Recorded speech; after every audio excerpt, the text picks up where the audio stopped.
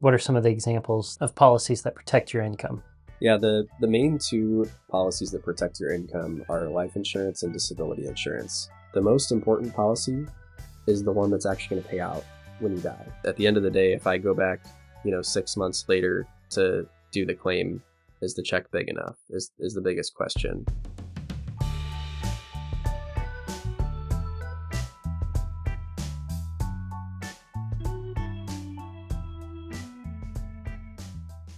Good morning and welcome to the HopeFilled Financial Podcast. My name is Jay Disberger, your one and only HopeFilled Financial Coach, and I'm happy that you're here with us today. Joining me today is Ben. He is a financial advisor with the Knights of Columbus. Ben, thank you for joining us on the HopeFilled Financial Podcast. Yeah, of course. Thanks for having me. You reached out to me on LinkedIn, and we went out and started talking about insurance. And as a part of that conversation, I thought it would be really nice to have you on the show to expand on some of the topics we discussed that morning. In general, what are the most important insurance products that you think basically everybody needs to have? Really, its primary function is to shield you from risk. The largest risks would be a loss of your largest assets and large potential liabilities. The one asset that people don't really think about that's typically their largest asset, especially for younger people, is their income. That's typically one of the first things that you want to make sure are protected for you and for your family, is making sure that your income can keep coming in. So examples of policies that would protect you from major liabilities or a loss of income could include, well, auto insurance is one you legally have to have for the liability involved there, Yeah. right? And then there's homeowners and renters insurance that can protect from large liabilities. What are some of the examples of policies that protect your income? Yeah, the main two policies that protect your income are life insurance and disability insurance. So when we think life insurance, we want to think income insurance. Typically, yes, that's what creates the largest need for life insurance. Sometimes there's other things that you might want to have covered through a life insurance policy, but as far as determining how much do you need, that's going to be the most significant driving factor on how much coverage you should have is income. With that, is life insurance then an essential need for everybody? And if it's not, how does someone know if they don't need life insurance? There is always a need for capital when someone passes away. And then obviously there's different ways of providing that capital. It seems to me that the most efficient way typically to provide the capital is to have life insurance, especially if you have a really large need for capital. It's like, how else am I going to do this? I don't have any other resource or recourse to make sure that I have the capital that I need. And so you think about some of those needs are permanent expenses, and some of those capital needs are temporary. So that's kind of what later in the conversation will bring us to the different types of life insurance. You mentioned there are different avenues for attaining capital for the need at the end. The need to replace your income, is that typically permanent, or is that where temporary life insurance might come into play? Yeah, so it can be a bit of both. So you think about employment income as obviously temporary. Well, hopefully temporary. If you plan on retiring, hopefully your employment income will not be permanent. Most people don't want to work until they're 90. But there's other sources of income that can be permanent. So like Social Security is a permanent source of income once you retire. If you have a pension, that's a permanent source of income once you retire. So typically for protecting your employment income, it's a temporary need that definitely needs to be solved, at least with temporary coverage, unless you would prefer to use a permanent form of coverage for other reasons. So basically, life insurance is a need that most people are going to absolutely need. And it's good advice typically to shop around, get different quotes, but it's not always the best idea to go with the least expensive insurance policy that you can find when you're looking to fill a particular need. What are some of the qualities in an insurance company or an insurance provider that a client should be looking for beyond just the lowest quote? Typically, when we're talking about the lowest cost option, typically we're comparing, term insurance or temporary insurance. It's, how do I get the absolute cheapest coverage for the death benefit that I want? And there's a few things that will affect premium from carrier to carrier that isn't just this one's more expensive than the other. Because oftentimes, kind of like everywhere else in every other industry, you get what you pay for. So if you're paying less, it's probably because you're giving something up. There's a few qualities that you want to look for. One is my term renewable? So let's say you get a 20-year term or an annual renewable term or whatever. There's a bunch of different options. What are my options once I hit the end of the term? Am I allowed to keep it in force, or do I have to go back through underwriting? It's a function that can be important, especially if you have a health change. Renewing the term might not be the most ideal way to keep coverage in force, but it might be very essential to use that function. As the term convertible, similarly, if I want to switch to a permanent form of coverage with no underwriting, if I have a major health change and again need to keep it in force afterwards, and I don't want to deal with the renewable term at the end of it, can I switch to a permanent form of coverage that's going to be guaranteed for the rest of my life? And in conjunction with that, you may want to think about the carrier that I'm going with. If I'm going to have conversion options, what could I convert to? Are those options something that I'd actually want? Because I found there are a fair amount of carriers that their terms are convertible, but their options aren't great for what you can convert to. So then you're kind of stuck between a rock and a hard place. The other thing to look at is the insurer's credit rating. It's basically how likely are they to pay my claim if I actually did pass away. There's a few different credit rating agencies that you can review to see what their financial strength is. And it should explain on their sites how they determine their ratings and what are the best ratings and why. And then for me, working for the Knights of Columbus, obviously there's the Catholic difference for us, which is, do you want to work with a nonprofit? Do you want to work with a Catholic company? I know personally when I am going to do anything financial, I really do like to look for nonprofits. So like I prefer to use credit unions over banks when I can. But with a nonprofit, I love that there's no one to appease except for the client. They're the ones that we're trying to make happy. So we're always trying to funnel more money back into the client's pockets. So one of the things that was brought up in addition to that when I got a policy with the Knights was how out of the way my agent who's working with me would go to find a beneficiary of a life insurance policy if they were difficult to find. He had a story of how he ended up flying halfway around the world to find a spouse who had moved out of the country. Is that something that someone should be like asking about when they're interfacing with different companies or different agents? That is something to ask about, is what does the claim process look like? Because you think about it, the whole reason you take out the policy is for claim day. And hopefully that never happens if you're taking out a temporary policy, because that means you probably passed away pretty young. Who's going to help me through this or help my family through this? With most companies out there that I've seen, typically you end up calling a customer service line to start the claims process. And a lot of times they will send you this fat claim packet that you have to fill out on your own, or maybe you can call in and get advice on the phone about how to fill out this packet. That's one thing I've really loved about working with the Knights of Columbus is we sit individually with our family members when claims happen. So I spend time every week working on claims, even for policies that I didn't write, to make sure that people get the service that they need, that they have the help that they need with all the paperwork. In fact, I do all the paperwork for them. They just need to sign. And then I can help discuss solutions to make sure that the money that they're receiving is going to the right place, that they can use it in the way that they need to, and make sure that they're not left without any help at a very critical stage of their life when there's a lot of financial changes going on. Someone passes away and there's a claim. It's a very emotional season of life for those who are receiving the death benefit.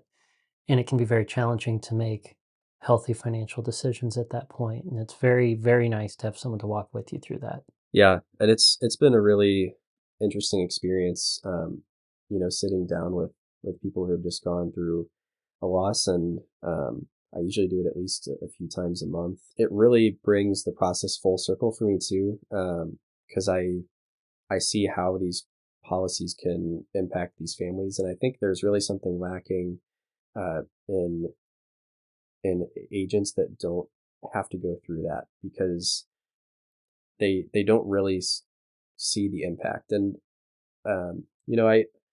I know something about the industry. I don't know everything about the industry and how it works with other companies, but I don't think there's a lot of companies that do the process the way that we do on claim day. I can't tell you how much I sincerely appreciate hearing how the process is full circle for you and how that helps you feel so personally invested in your career and what you do for your clients. One question that I had when I was trying to get my first life insurance policy set up, because I'd just gotten married and I needed something in place for me and my wife. And then we upped our policies when our first son was born. And our second actually is due the week this publishes. I think this comes out like the day before he's due. So as people are watching this, I might be in the hospital Yeah. holding a newborn. That's my hope. But one of the questions I had was, is it possible for me to get too much life insurance? Is it possible for me to overdo it? There's two key factors in helping prevent people from getting too much life insurance. And half of the equation is for the benefit of the client, and actually half of the equation is for the benefit of the company. And people don't really think about, well, why would that be bad for a company to sell me too much? Wouldn't that be nice? They can collect more premium, right?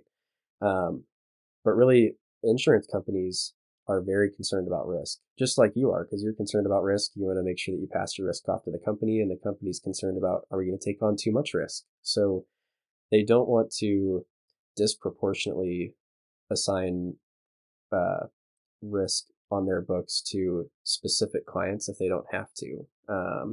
And they also don't want to create too many financial incentives for someone to die, but you might take on more risky activities thinking, well, hey, God forbid I die, but you know what?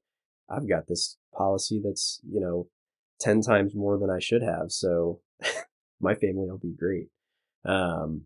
So that's one of the things that the company tries to protect themselves from. But then also from a client perspective, we do want to protect our consumers and make sure that they aren't purchasing too much. So I believe every company in the industry, but I know definitely the Knights of Columbus, we have to ask, what's your income? And that's always going to help drive what's the maximum amount of coverage that we will consider providing. And so there's multipliers that we can't go over depending on age and things like that. So at the time of purchase, it's pretty difficult to buy, strictly speaking, too much life insurance. The other thing that the company looks at is what's called insurable interest. They want to make sure that whoever you list as your primary beneficiary actually has a reason to need the money. You can't typically just as a single person take out a really large life insurance policy and name just your best friend as the beneficiary, because they're not dependent on you. Why would they have any need for coverage? So even though technically on your income, maybe you could get 30 times your income in life insurance, they probably wouldn't let you get anywhere close to that if you named your friend as your primary beneficiary. They might let you just have a little bit for specific needs or things like that. Obviously, once you've bought the policy, we're not going to keep asking you every year, hey, has your situation changed? Do you still need this insurance? Let's drop half of it. And that's why you have to sit down with someone and review your situation regularly to make sure that your coverage is going to be appropriate throughout your lifetime. Because, needs change a lot over your lifetime. For example, you might have another kid or twins, or the kid grows up, moves out, and they're no longer a dependent. So you may have a decreasing responsibility that needs covered from the income perspective.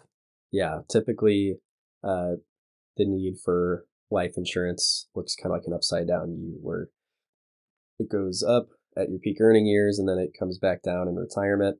And so if you buy a really large policy right at your peak, where you have the most dependents that are the most that have the most need for income, and you're at your highest income earning years, you're going to need this huge policy.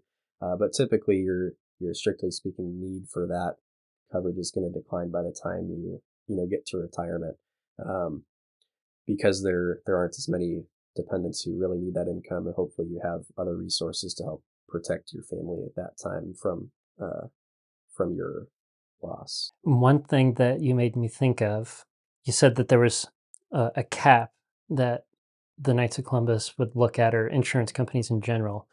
We don't want you to take on more than X based off of your income and your age.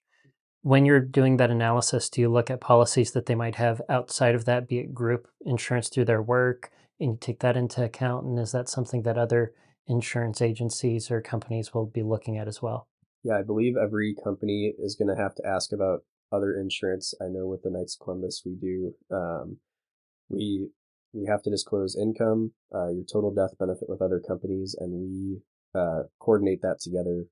That goes less to the company trying to protect themselves from being at risk for too much, and more to, we don't want any undue financial incentive for you to pass away. Pivoting a little bit, there can be some very firm and immovable beliefs in various clients on their philosophy between temporary and permanent life insurance policies. And they may have some very strong preconceived notions about what they want, and it may be contrary to what you feel is best for them. How do you navigate a situation where a client feels like they have a strong opinion on this because it's touchy, right? But you want to provide the best for them? Looking around the financial industry, it's really hard to find another issue that has the same level of an emotional response. I might ask them about specific products. Do you have any experience with these products? Like, any initial thoughts or feelings about them? I might ask, where did you learn what you know about your finances? What were your parents like, and how they managed their finances? And did they share any of those thoughts with you? And when it comes to the life insurance discussion, it really helps me understand if they do have preconceived notions about this. I want to make sure that when I'm explaining their situation and what specific product I'd recommend, what are the things that I should focus on? What are the benefits that I think would appeal to them? What are the things that I know that I need to make sure that I make them aware of because of their specific concerns about how policies will work? And it's another thing that out in the industry, there's any number of different types of products and structures, especially when it comes to permanent life insurance. There's really two main types of permanent life insurance, but even within those types, there's all different ways to structure those policies that people might have a really bad experience with one permanent life insurance policy and then go to a different carrier, get a different type of the product, or even within the same carrier, get a different type of product and have a great experience with it and feel like that was really valuable. I'm glad I did that. And sometimes you might run into a situation, say, where someone has a preconceived notion and you believe that puts them at exposure to a potential future undue risk. Would you say that it would be wise, or have you found it in your experience helpful to encourage them to maintain degrees of freedom for their future options? Yeah, that was a point I was really wanting to bring up. Was when I sit down with a client, the most important thing for me is that they have enough death benefit when I leave. I don't care how they structure the policy. I don't care what their premium is. At the end of the day, if I go back, 6 months later to do the claim, is the check big enough? Is the biggest question. And that's why I do think it's important when you're evaluating companies, like you're saying, and making sure that there is flexibility that you can switch to other options if you'd like, with no health evaluation if possible. So as you're talking with clients and learning about what is informed their reasoning behind their associations with different types of life insurance products, some of that information can be blanket advice that they receive online. It could be everyone needs to go with this one particular plan, or everyone should be this one set way, or this is how much you need, or this is how much you don't need. If you're so set in stone in one camp to the point that it's almost like religious, that doesn't introduce the nuance where there could be a gray area in between, or at least the need to have an option to change in the future for the degrees of freedom. What do you think of blanket advice that you see on the internet that might prevent someone from looking at a product that is the optimal solution? You brought up two good points there in the question. And one is there's a lot of blanket advice about how much coverage you should have, and there's a lot of blanket advice about the type of coverage you should have. The most important part of the equation is how much death benefit do I have today? If I died right now, do I have enough? And there's some blanket advice that I've found online that seems to use faulty assumptions, that tends to recommend too little coverage. It really makes me nervous when people call me up and they're like, listen, I read online, this is how much I should have, so this is what I'm going with. And it's like, I don't need you to evaluate my situation. Like, this is just, it is what it is. And there's some of those people that I do end up evaluating their situation and they still go with the online advice, which it's way better to have something instead of nothing. Like, I'm glad they did at least something and protected themselves in some way. But at the end of the day, there might be things in their personal circumstances that changes the need for coverage, that they might need more than the blanket advice for whatever reason. They might need less than what the blanket advice says for whatever reason. And I want to make sure that we help evaluate that. If there's assumptions going on in the background of that blanket advice that aren't going to provide enough coverage in whatever economic situation is going to follow the person's passing, then I want to make sure we address that we run through a whole analysis and can go over, with your particular situation, where exactly do we fall? How much coverage do you need? The other part of that is the type of coverage. And, you could Google search online, what type of life insurance should I have? And I mean, you'll find any number of articles going any number of ways with all sorts of opinions about the type of life insurance you should have. And, I don't really want to address those today, but I have had a few situations where someone either had a real need for coverage, or maybe they didn't have a need, but because of a large change in their health, it like made a ton of sense for them to keep this policy in force. And they had this conversion privilege on a temporary policy. The temporary coverage is expiring, and they refuse to make any changes or convert to a permanent form of coverage, just because that's the advice they were given, is never do permanent life insurance.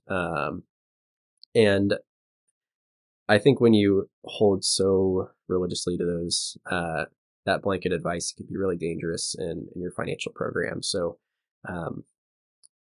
I do think it's important to make sure that you sit down with someone who knows what they're doing, that you trust, that you can talk to about these things, and make sure that it's addressing your specific circumstances and not just what there is online.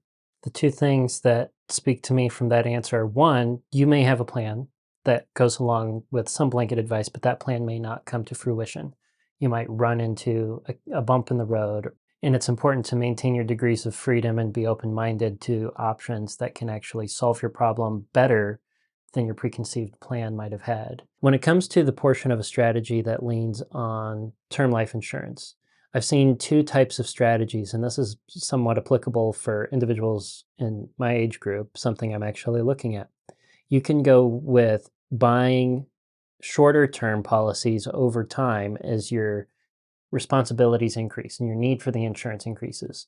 Or at some point, maybe once you're within a certain window of retirement, someone might consider dropping their incrementally acquired policies and replacing it with one lump sum that takes them the rest of the way to when they can access their nest egg, or when they don't believe their responsibilities are going to exist anymore. What do you have to say about the situation where someone's weighing those two different approaches? The first thing I'll say is you want to be really careful about replacing existing life insurance.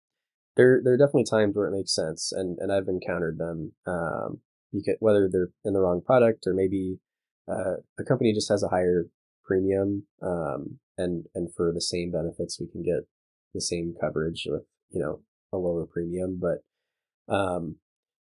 typically what happens is when you buy a term policy in particular, at a younger age, the older you get, obviously, the more expensive the coverage is going to be. So typically, if you replace a policy with a lot of life left on it, you're going to pay a higher premium for the same amount of coverage. And part of it too is what's baked into the original term policy is, let's say you buy a 20-year term, you're paying an extra premium in the beginning for the ability to keep it at that rate for 20 years.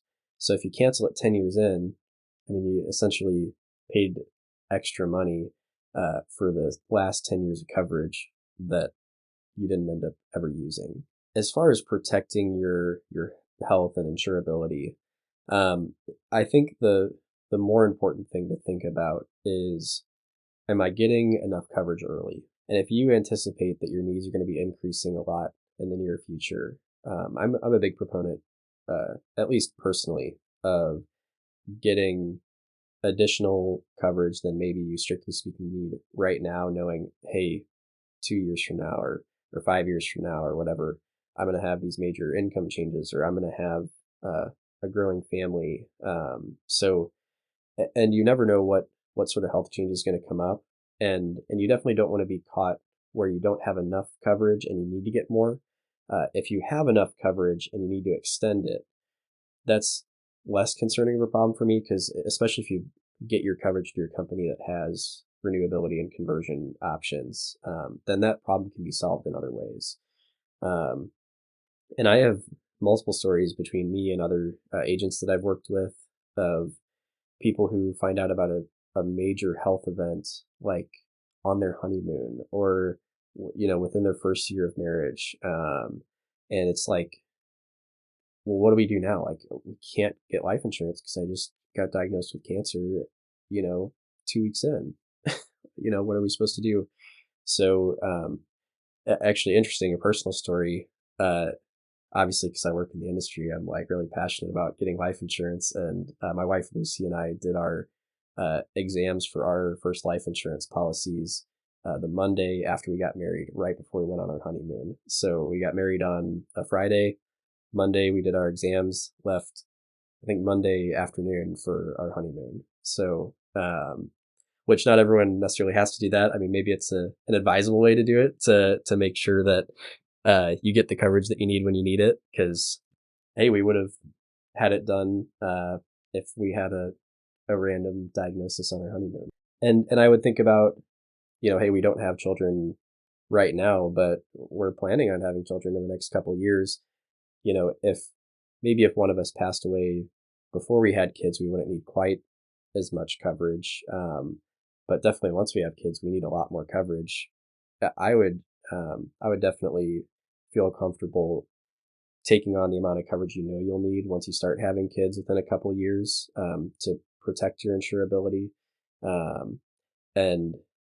And like I said, anticipate those needs to make sure you get to the right amount of coverage. And then on the back end, we can always try and extend your coverage in other ways if we need to, as long as you go with a company that has those options.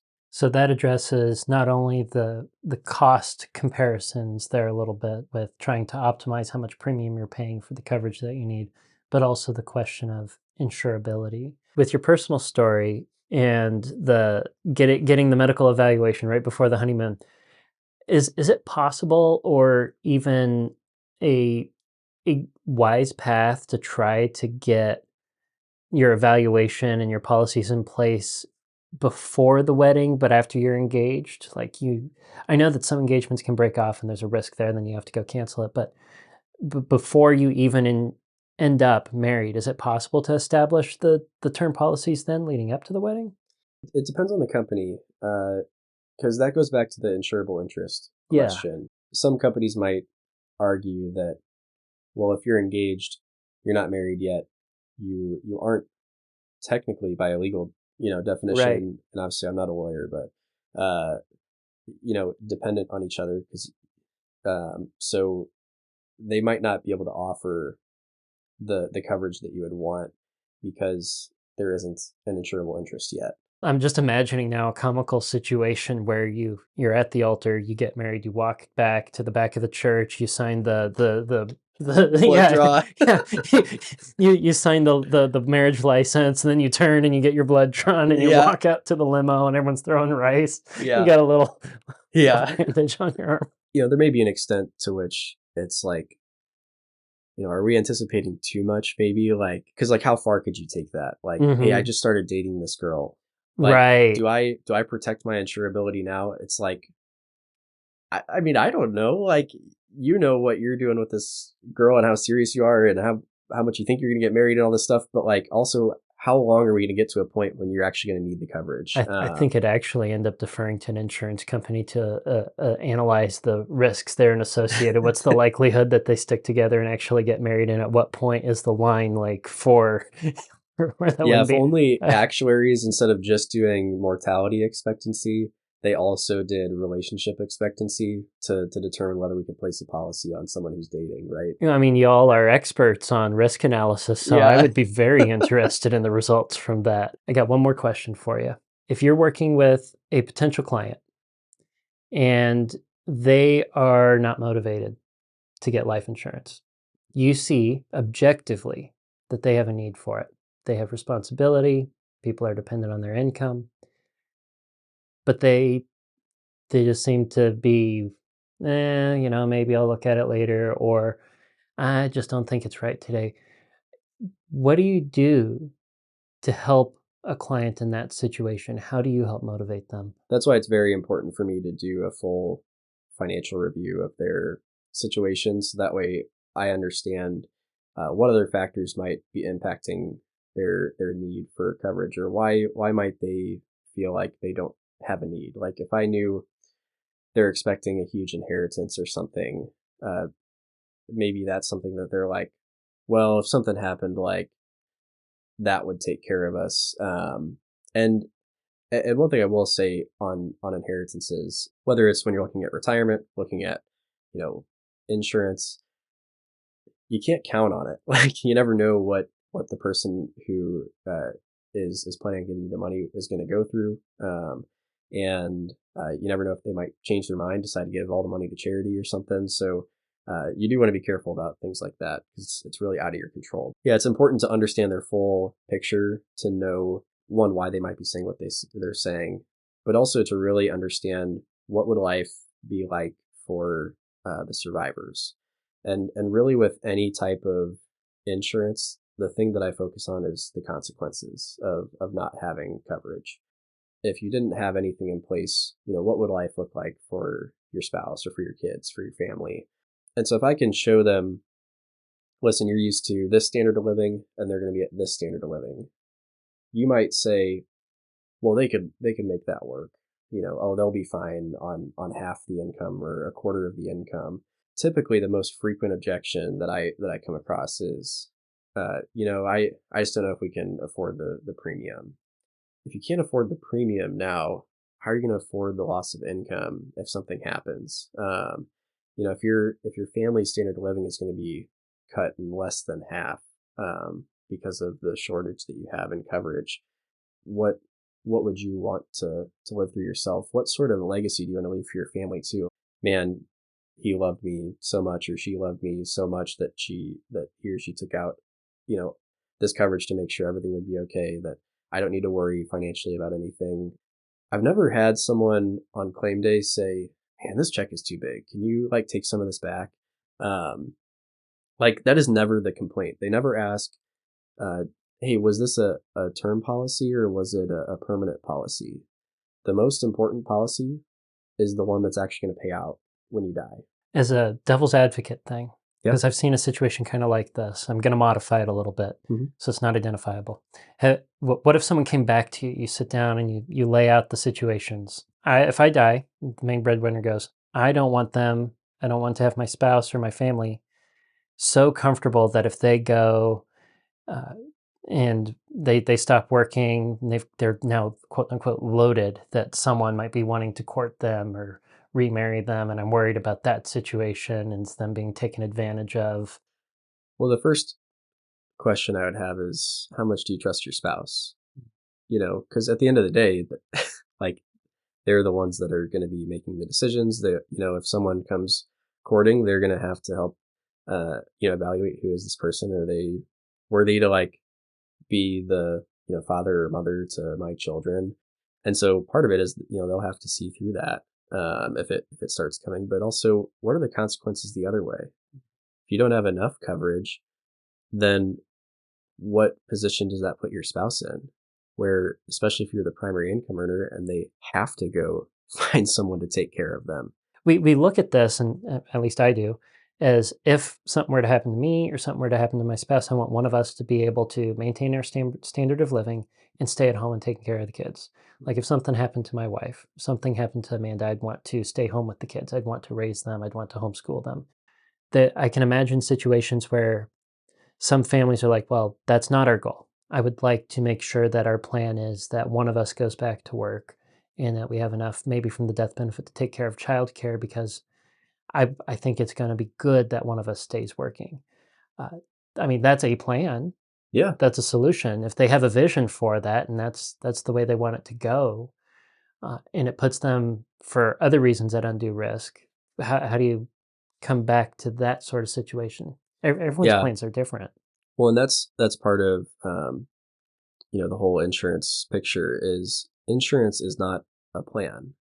The plan is the plan. And then the insurance is what fits into the gaps of how does the plan go wrong. And it's the same with all types of insurance. Like, you know, disability insurance isn't the plan.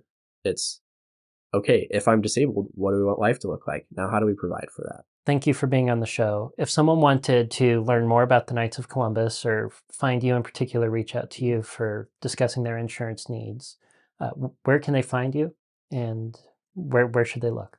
Yeah, you can look on the Knights of Columbus's website. There should be like a find an agent section, and that'll help you get routed to the agent in your area.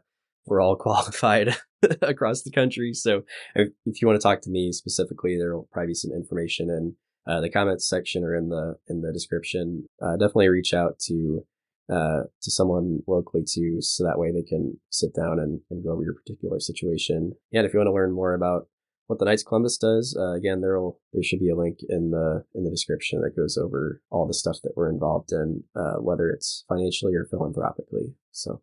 And I'm going to make sure that those links are in the description so that anyone who wants to learn more from Ben or the Knights of Columbus, that you can find them.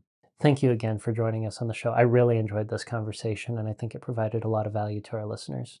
Yeah, me too. With that, until next week, until next Tuesday, budget bravely and enjoy your hope-filled financial future.